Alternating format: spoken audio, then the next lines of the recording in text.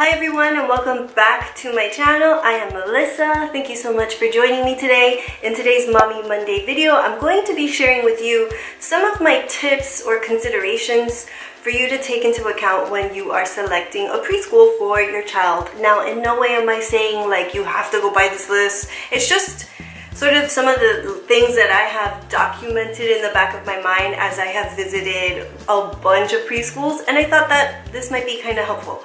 So if you do find this helpful, don't forget to give the video a thumbs up. It just helps make this video more searchable for people who might be looking for this information.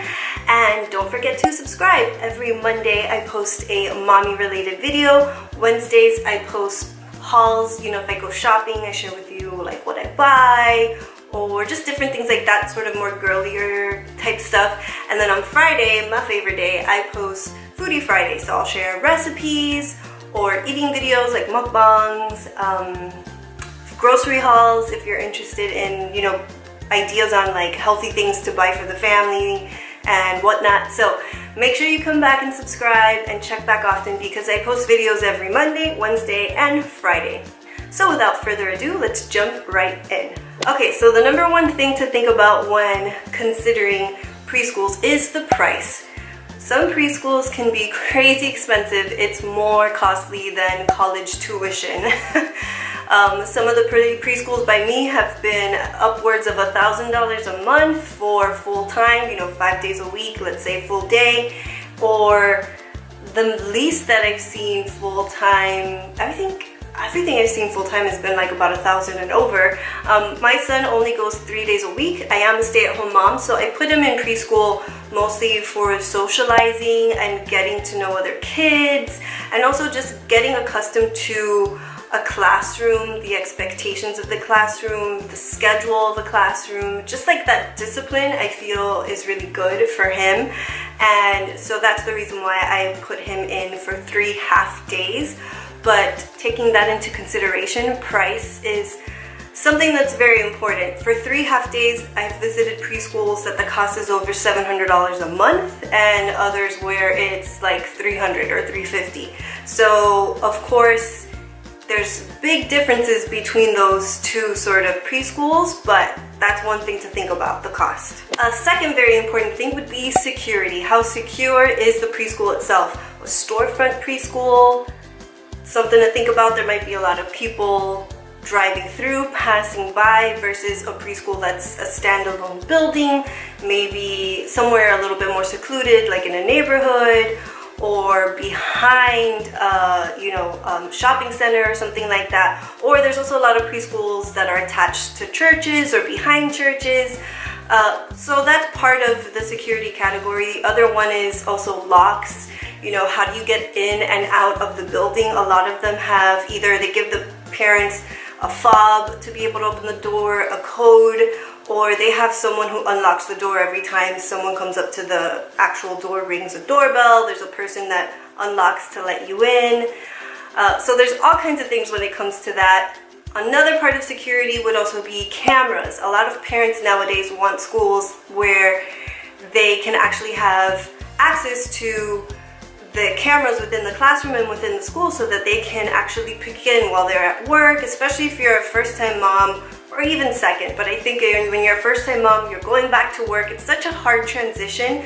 So having the comfort of being able to have that opportunity to actually peek in and check on your child from time to time can be comforting, but it could also be kind of like a double-edged sword, because if you see that they're crying, it could be especially hard on you, because the first week or two is very hard for a child to adjust. And so, like I said, that could be a double-edged sword, but at the end of the day, it is an awesome feature to have, and I do believe that more preschools should have it, but I also know that a lot of them do. The third thing, which is sometimes something that most parents might overlook, especially if you're not involved in education, is ask about the curriculum. At least ask for the name, maybe do a little bit of research, just take like 10-15 minutes to do a Google search on it to see if it's developmentally appropriate. Honestly, for kids that are 2 and 3 years old, they should not be doing worksheets. It's not developmentally appropriate. Learning should be hands-on, play-based. They should be doing mostly like arts and crafts and those kinds of things to really engage their sense of curiosity and wonder and excitement for the learning process. If it's a place where they're giving them worksheets, mostly, then you know that that's not a school that necessarily has a good grasp on child development, so that's something to think about. The more variety of things that you see up on the classroom in terms of the activities that the kids are doing and what they're posting on the walls is going to show you that whether or not they do or don't have an understanding of child development. You want to make sure that the teachers are actually certified in what they're doing. That's so important because there are some schools where they are not, and that should be a big red flag, because to work with this population of little kids, you want to make sure people are doing it and have the right heart and they have that certification. They've taken that time and they've invested in their education to get that certificate. It just says so much about that place if they're actually hiring people who are certified to work in early childhood education. Another thing to take into consideration is the actual schedule itself. So if you have to go into work like at 6 in the morning, it might be a little bit hard to find a preschool that's open that early. So that's something to take into account, as well as how late they open. Some of them will open at 6 a.m. and close at 6 p.m. Some open later, like 7 or 8. So if you're like a teacher and you have to be at work at 6 in the morning or 6:30, it might limit your options. But if you go into work at 9, you might be able to find more preschools that might open around between 7:30 and 8 and stay open usually until 6. Another thing to consider with that also is how much before school care costs, because the school day starts, let's say, at 8:30 and ends maybe at 12. A school day in preschool may end at 12. And then it's like nap, lunch, and then nap time, and then they go play outside. So the curriculum is earlier in the day. So anyway, being aware of what the actual schedule is like between before and after care, but also the classroom schedule. When is circle time, when is snack time, when is lunch time, when is nap time. That way you really know like what's going on in the classroom. So this next one is important, I guess, if you live in a big city where there's a lot of cultures around, in like a multicultural city, I should say. Because language becomes an issue. Some preschools hire teachers that may or may not speak English, and some parents may or may not like it one way or another, right?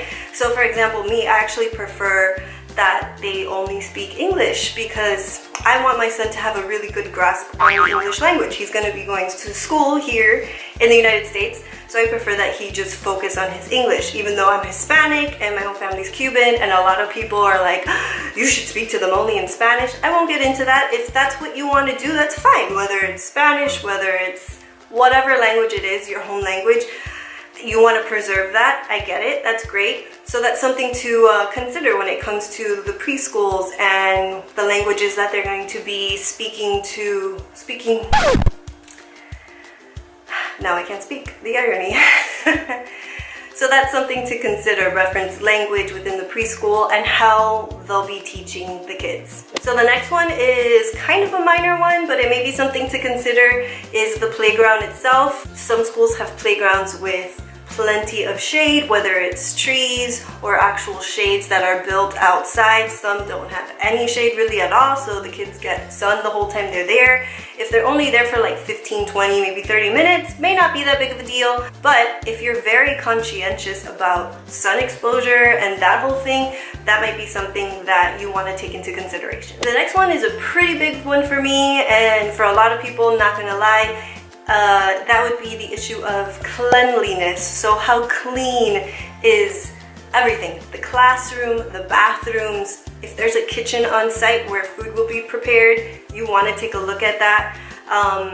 You know, you just really want to take note for how clean the facility is and how comfortable you feel with how clean it is or is not. I've been to a lot of places, and I'm not gonna lie, usually the less expensive preschools tend to be they just seem a little bit dirtier, just to be honest. You know, they may not just have the resources because they're not making the money compared to like $1,000 per month versus, you know, half of that, right? So they just may not have the staff to keep either the classrooms as clean, the bathrooms as clean, or just everything is new and updated and nice like some of the more expensive preschools. So the last item I have here on my list would be extra activities. So if your son or daughter is going to be there for an extended amount of time, let's say they stay until 6 p.m., some preschools may have ballet for the kids, or they'll have soccer or t-ball, karate, things like that. They'll offer that for the kids who are staying later or longer in the day. And then some schools may not offer any of that, and they're just going to be playing outside from, you know, like 3 to 6. I don't know. That may not necessarily be the case. They'll break it up, but they're pretty much just going to be playing after a certain amount of time if they're staying till about 6 p.m. So you want to consider that. There are a lot of preschools that do offer those extra activities. Okay, so that is my list. It's pretty comprehensive, I would hope. I hope you found that useful. Now again, this is just my perspective. My son is currently 3.5. My youngest one is 18 months. My older one, he's the only one who goes to preschool right now for all the reasons I mentioned earlier. And I think he started at around, I think it was either 18 or 20 months is when I first took him to preschool, just because he seems so ready. He's just such a social butterfly, and he just really enjoys being around other kids, and he's always thrived off of just being in school. He's always loved it. He's never even cried. So that was really fortunate for me, and within that, because of my background in education, having been a teacher and a counselor and a kindergarten teacher and all the things, I'm very picky.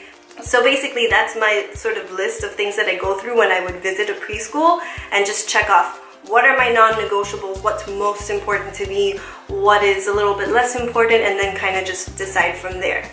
Last thing I wanted to add is, from basically my experience in trying to find a preschool for my son, I visited, I would say, around 8 to 10, maybe closer to 8 preschools in my area.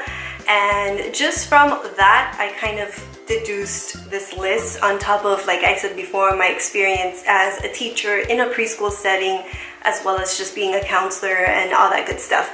Now, with that being said, I would love to do a follow-up video on this later on some of the red flags or things to look out for once your child is in a preschool. Just some things, like if you notice changes in their behavior, these are the ones that you should look out for, and it could be a sign of maybe something's going on. So with that being said, if you're interested in that kind of content, make sure you give me a thumbs up and leave me a message down below in the comments. Let me know if you're interested in that. And if you have any tips or any suggestions when it comes to selecting a preschool, I would love to hear them, because I think the more the merrier, right? The more information we have, the better decision we can make for our kids.